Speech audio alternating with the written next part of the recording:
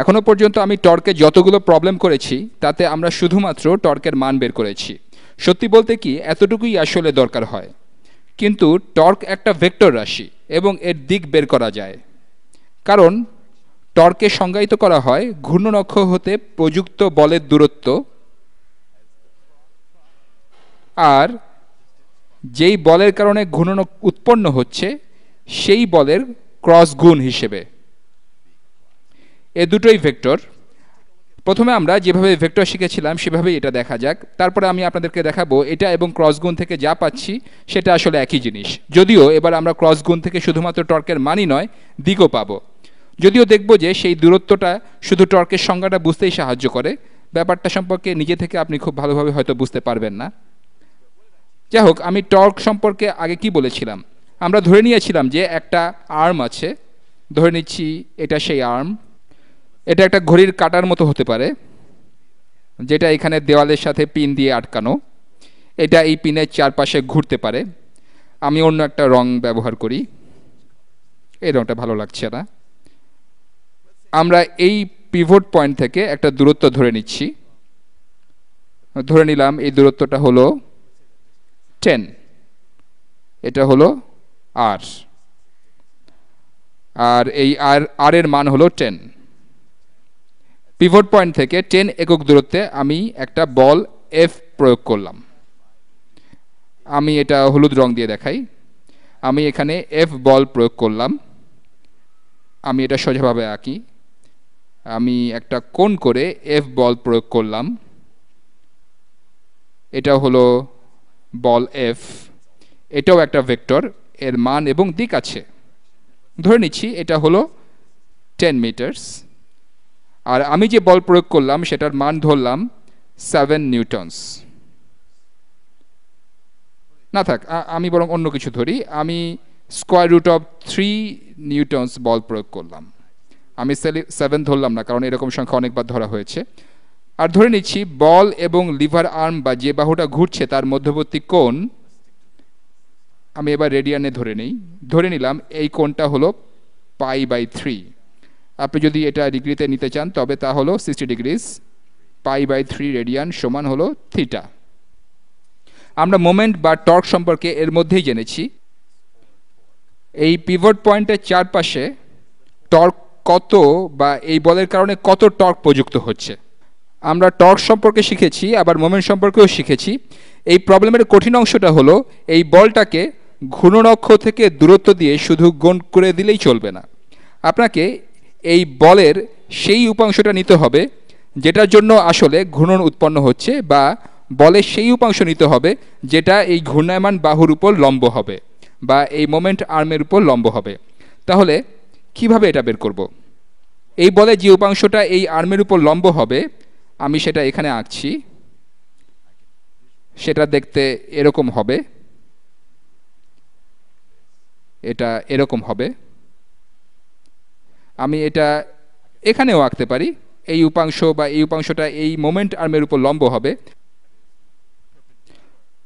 আর অন্যদিকে এখানকার এই উপাংশটা এর সমান্তরাল হবে, কিন্তু সেটা নিয়ে আমরা চিন্তা করছি না। এই উপাংশটা ঘূর্ণনে কোনো ভূমিকা রাখে না, শুধুমাত্র বলের এই লম্ব উপাংশটাই ঘূর্ণনে ভূমিকা রাখে। এখন এখানকার এই ভেক্টরটার মান কত? এফ বলের যে উপাংশটা এই মোমেন্ট আর্মের উপর লম্ব তার মান কত? আচ্ছা, আমি নিচে ছোট করে একটা ত্রিভুজ আঁকি। এটা হলো স্কয়ার রুট অফ 3, এই কোণটা হলো π/3 রেডিয়ানস বা 60 ডিগ্রিজ, আর এটা সমকোণ। এটা আসলে π/3। তাহলে এই বাহুর দৈর্ঘ্য কত? আপনি কয়েকভাবে এটা চিন্তা করতে পারেন। এখানকার এই দৈর্ঘ্যটা সমান হবে, আমরা ত্রিকোণমিতি দিয়ে করি, এটা সমান হলো স্কয়ার রুট অফ 3 গুণ সাইন অফ π/3 বা সাইন অফ 60 ডিগ্রিজ। এটা সমান হলো স্কয়ার রুট অফ 3 গুণ সাইন π/3 বা সাইন অফ 60 ডিগ্রিজ হলো স্কয়ার রুট অফ 3/2।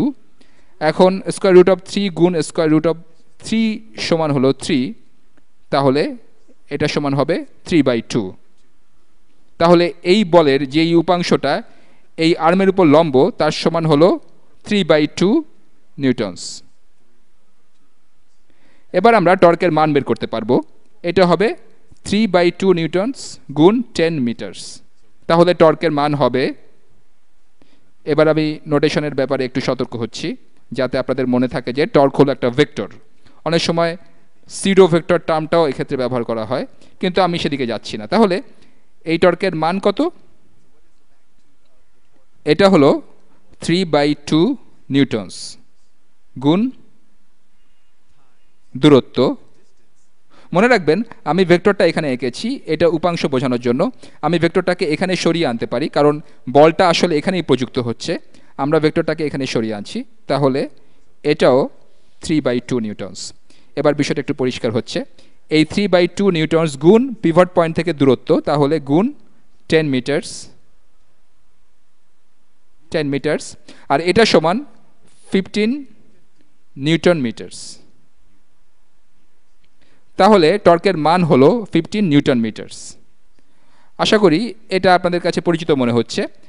আমরা মোমেন্ট এবং টর্ক শেখার সময় এগুলো শিখেছিলাম। এতক্ষণ আমরা যা করলাম তা দিয়ে শুধুমাত্র টর্কের মান বের করলাম। এর দিক বের করার জন্য কি করতে হবে? এক্ষেত্রে আমাদের ক্রস গুণের ব্যাপারটা দরকার। ক্রস গুণের সংজ্ঞাটা কি? আর আর এফ এর ক্রস গুণ সমান হলো আর এর মান গুণ এফ এর মান গুণ সাইন অব এদের মধ্যবর্তী ক্ষুদ্রতম কোণ গুণ একটা একক ভেক্টর যেটা এই দুটো ভেক্টরের উপরই লম্ব। এখানকার এগুলো সব ভেক্টর রাশি, তাই না? দিকের সাথে এদের কোনো সম্পর্ক নেই। এই একক ভেক্টরটাই সম্পূর্ণভাবে দিক নির্দেশ করবে। একক ভেক্টর হলো এমন একটা ভেক্টর যার মান হলো 1 আর সেটা কোনো এক দিক নির্দেশ করে। ক্রস গুণের এই অংশটা যেটা থেকে আমরা মান পাই, এটার মান আমরা এইমাত্র বের করেছি টর্ক সম্পর্কে আগে যা জেনেছিলাম সেটা ব্যবহার করে। বল ভেক্টরের মান গুণ সাইন অফ থিটা হলো বলের সেই উপাংশ যেটা মোমেন্ট আর্মের উপর লম্ব। আমরা এটাকে আর এর মান দিয়ে গুণ করলেই পেয়ে যাব টর্ক ভেক্টরটার মান। এর মান হলো 15 নিউটন মিটার্স। আমি এখানে এককটা লিখলাম না। আর এর দিক হবে এই এন একক ভেক্টরের দিকে, যাকে আমরা নর্মাল ভেক্টর বলতে পারি। এই একক ভেক্টরটা আর ভেক্টরের উপর লম্ব হবে। এটা হলো আর, এটা হলো আর, এবং এটা এফ ভেক্টরের উপরও লম্ব হবে। এই ত্রিমাত্রিক জগতে একটা ভেক্টর এই দুটো ভেক্টরের উপর লম্ব হবে, এটা শুধু তখনই সম্ভব যদি ভেক্টরটা এই স্ক্রিনের ভেতরে ঢোকে বা এর থেকে বেরিয়ে আসে, তাই না? কারণ এই দুটো ভেক্টরই আমাদের ভিডিও স্ক্রিনের তলে আছে। তাহলে একটা ভেক্টর যদি আপনি যেই ভিডিও স্ক্রিনে এটা দেখছেন সেটার সাথে লম্ব হয়, তবে সেটা এই দুইটা ভেক্টরের সাথেই লম্ব হবে। এখন আমরা কিভাবে বের করব যে ভেক্টরটা স্ক্রিনের ভেতরে যাচ্ছে নাকি স্ক্রিন থেকে বেরিয়ে আসছে? আমরা এক্ষেত্রে ডান হস্ত নিয়ম ব্যবহার করব। আমাদের ডান হাতের তর্জনী যদি আর এর দিক নির্দেশ করে আর মধ্যমা যদি এফ এর দিক নির্দেশ করে, তবে আমাদের বুড়ো আঙুল যেদিকে নির্দেশ করবে সেটাই হবে এই ক্রস গুণ অর্থাৎ টর্কের দিক। টর্কের দিক। এবারে এটা আঁকা যাক, দেখা যাক আমি এখানে ভালোভাবে আঁকতে পারি কিনা। এটা হলো আমার ডান হাতের তর্জনী, আমি আঁকছি। এটা হলো তর্জনী। আপনি কল্পনা করতে পারেন যে আপনার হাত এই স্ক্রিনের উপরে রেখেছেন, তাহলে আমার তর্জনী আর এর দিক নির্দেশ করছে। আর এটা কিন্তু আমার ডান হাত, ডান হাতের বদলে আপনি যদি বাম হাত দিয়ে ধরেন তাহলে কিন্তু উল্টো হয়ে যাবে। এরপর আমার মধ্যমা এফ এর দিক নির্দেশ করবে, বাকি আঙুল দুটো এখানে থাকবে। আপনারাও এটা এঁকে দেখতে পারেন। আমি নখগুলো আঁকি। এটা আমার তর্জনীর নখ, এটা মধ্যমার নখ। এই অবস্থায় আমার বুড়ো আঙুল কিভাবে থাকবে? আমার বুড়ো আঙুল স্ক্রিনের বাইরের দিক নির্দেশ করবে। এটা আমার বুড়ো আঙুলের নখ। আশা করি ব্যাপারটা বুঝতে পেরেছেন। এটা আমার হাতের তালু, আমি এভাবে হাতটা আঁকতে পারি। কিছুটা হলেও বুঝেছেন আশা করি। এইটা আমার তর্জনী, এইটা মধ্যমা, আর এটা বুড়ো আঙুল যেটা স্ক্রিনের বাইরের দিক নির্দেশ করছে। এখান থেকে বোঝা যায় যে টর্কের দিক হবে স্ক্রিন থেকে বাইরের দিকে। তাহলে এই একক ভেক্টর এন এর দিক হবে স্ক্রিন থেকে বাইরের দিকে। এটাকে এভাবে বৃত্তের ভেতর একটা ডট দিয়ে আঁকতে পারি। আমার সময় প্রায় শেষ। এখানে আমরা টর্কের দিকও বের করলাম, আর এটাও দেখলাম যে টর্কের ক্ষেত্রে ক্রস গুণ কীভাবে কাজে লাগছে। পরবর্তী ভিডিওতে আবার দেখা হবে।